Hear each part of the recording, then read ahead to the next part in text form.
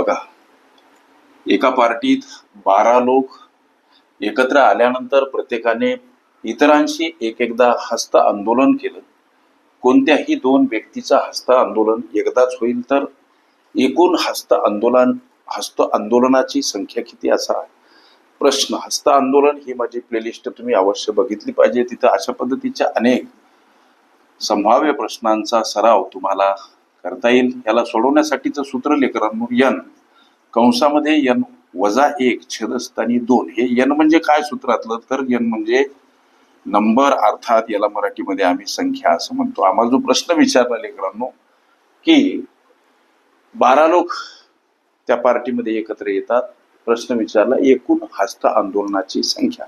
पार्टीमध्ये येणारे लोक 12, याचा अर्थ n म्हणजे काय, या सूत्रातील यांच्या ठिकाणी आम्हाला 12 मांडून उत्तराप्रत पावलं टाकायचे. n कंसामध्ये n-1 छेदस्थानी 2 हे काय जे सूत्र आहे लेकरांनो, यांच्या ठिकाणी 12 मांडा. 12 कंसामध्ये परत n आहे म्हणजे 12-1 छेदस्थानी 2. हा भाग इथं सुद्धा तुम्ही देऊ शकता. बेसख 12 म्हटल्यास 6. आता कंसामध्ये ही वजाबाकी 11. 6 आणि 11 एकमेकांना हे पद गुणिला आहेत. 11-66 हस्त आंदोलन हे तुमच्या विचारल्या प्रश्नाचं लेकरांनो उत्तर. हस्त आंदोलन ही माझी प्लेलिस्ट अवश्य बघा. ओके, हस्त आंदोलन ही माझी प्लेलिस्ट अवश्य बघा. त्यामध्ये विविध स्पर्धकांनी विविध अंगांनी विचारल्या संभाव्य अशा असंख्य प्रश्नांचा सराव तुम्हाला करते.